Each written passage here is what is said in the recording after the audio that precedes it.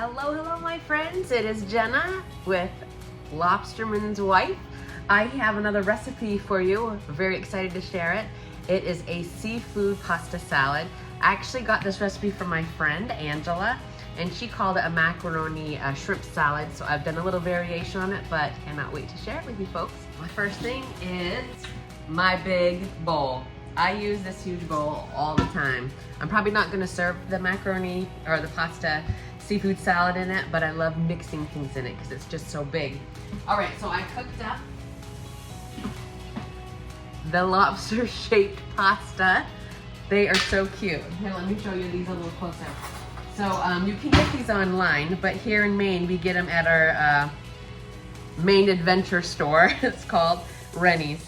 I don't know if you can see the little lobster shape pasta. It makes it fun. So I'm gonna dump that pasta in here. So I cook that in water with a little bit of sea salt, and I always add just the slightest bit of oil so that you don't have the pasta sticking all together. As soon as it was just a little bit al dente, not too much, but you don't want it to get like mushy, but you also don't want it crunchy. I put some cold water on it and then drained it really good and let that cool off so that the pasta would stop cooking, because this is a cold pasta salad. All right, so I added the lobster pasta to my bowl. Okay, next is 1 bag of frozen, I like the baby sweet peas. You can do any kind of peas, but the cool thing about this is that many times I'm taking this to like a barbecue or just some sort of a gathering, and because it has some seafood in it, the frozen peas keeps the salad really cold. So that is the best. Then we do 1 bag of sharp cheddar cheese. The sharp cheddar cheese adds a lot of flavor, and it just gives one more dimension of tastiness. That was an 8-ounce bag, and I like it sharp. Slice some green onions up. Okay, so I bought some green onions. I got mine at Shaw's. So what I do is sometimes the tips of the onions, you can tell they're just a little bit different. I try to pull those out, so I'll pull those up a little bit, and then I'll grab a sharp knife, and then I cut those tips right off, and those will go in the compost pile or for the chickens. And then, I wanna get that one off too. And then you put, you kind of line them all up again, and then you start the chopping. So try to get them all the way through. It always feels like the ones on the top get chopped, and then the ones on the bottom still stay connected. So sometimes I just kind of keep rolling the ones on the side onto the top. But these green onions, I just think onions make everything taste a little bit better. It's kind of like you don't know the onions are there. It just gives a little added dimension of flavor. So chop those all up, and then we'll add those chopped green onions into, in here we have the pasta, the frozen peas, and we've got the sharp cheddar cheese. So that's what we've got in here. Just adding things all at once. It's kind of a dump pasta salad. I get some pre-cooked bacon. If you want to cook your own bacon, awesome. Wonderful, wonderful. I've got a big lobster dinner tonight with the whole family, and I haven't decorated the table yet, and I've got other things going on. Make sure that you're washed your hands before handling other people's food. So I did that before starting. So take the bacon, pre-cooked bacon, it's all cooked already, and you cut that into pieces. And that will go in to the pasta salad. That gets some of the salty taste.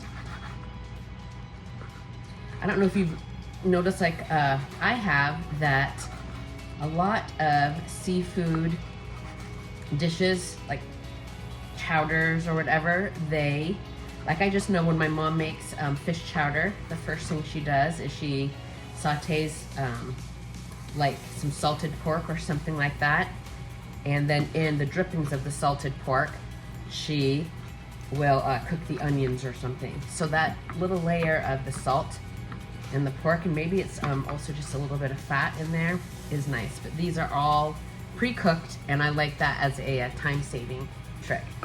So toss that bacon in. So we've got our shrimp, So this is how I did it. I bought a ring of shrimp. You can buy bags of shrimp. You can get it in a bunch of different ways.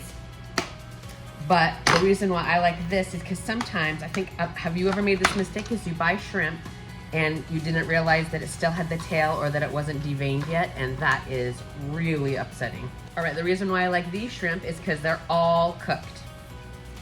They're cooked, and so what I do is I just take it and cut their little tails off, and then cut them in half again, and then those go into the pasta salad.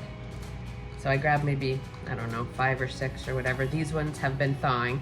I bought them frozen knowing that it was for later today and that it would keep that shrimp nice and cold. Cut that in half. And we'll just keep doing that until it's all done. Alrighty, then we're gonna make the little kind of sauce or the dip for the top. Our family loves Hellmann's mayonnaise. It's so good. I don't know if you have a favorite. Does anybody have a favorite mayonnaise or salad dressing that they like to use? And side note, has anybody noticed that Hellmann's mayonnaise, that their jars, their plastic, has a little bit of blue in it? So all of a sudden, like the mayonnaise looks weird, just like recently, but then it's not the color of it. It's just the plastic jar. A silly thing, but at first it bothered me, and now that I know it's just the plastic. Because you know what color mayonnaise is when you've used it so long, and you know, I don't know, the first time I was like, has this mayonnaise gone bad? I just bought that, but it was fine. So I get all of that. It's about a cup of mayonnaise and about a half a cup of sweet pickle relish, and make sure that you get some of the watery juice. All right, so we're gonna stir that up, and it ends up making a really nice sauce, and it just lightly coats the pasta with the peas and the shrimp or whatever you're gonna put in it. So we've decided we're gonna have a big lobster dinner tonight. So I'm just gonna keep this a shrimp pasta salad and save it having a multi-seafood pasta salad maybe for another time. There we go. So you dump all that in. Should be quite liquidy. So the nice thing about this is if you make it up early, like a morning or maybe the night before, and you let it sit, it tastes even better, because the I always like to get every little bit. Waste not, want not. All right, let me go get a wooden spoon.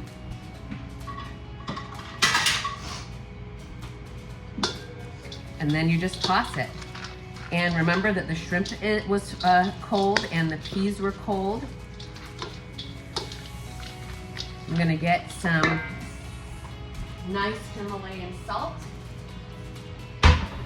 That will make a difference. We're gonna grind that in. That always makes any of the vegetables and pasta pop a little bit more.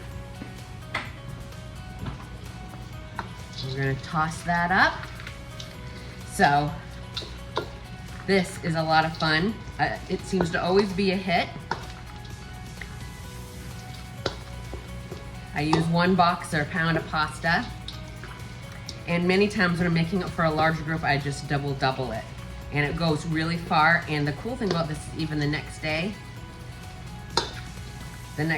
it is even better, because all the flavors have kind of mixed together. Okay, so here we are with our seafood pasta salad. Now, the nice thing about this is you can use whatever you have. If you have shrimp, just make sure that the pasta is cooked and that the seafood is cooked.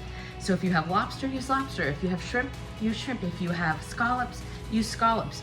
Like whatever makes you happy. If you have cooked up haddock or even like salmon or whatever, I just think this is a wonderful, versatile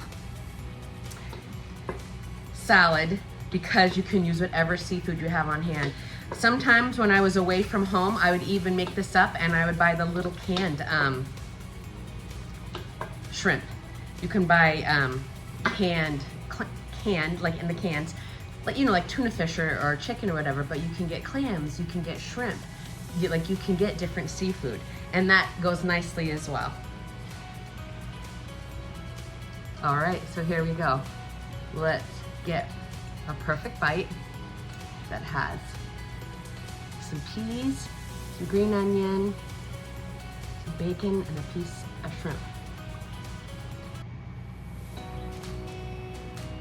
Oh yeah. I'm gonna put a little bit more salt in it and maybe some pepper, but that is so good. So, enjoy this recipe. I love sharing it with you. I love sharing anything that gets people eating a little bit more seafood and something that is good for groups. Seafood can be expensive, so it's really nice to offer recipes that you can feed a larger group or get more than one meal out of it. So, enjoy.